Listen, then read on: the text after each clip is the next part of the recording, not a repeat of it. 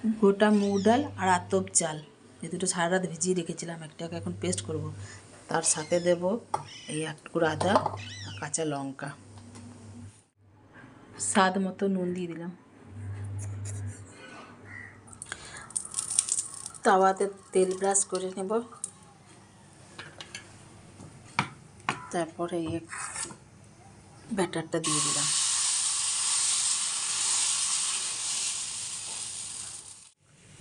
এই যে মুগ ডালের পিঠে।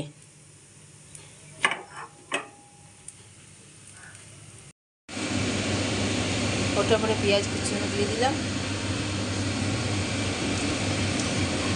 আস্তে আস্তে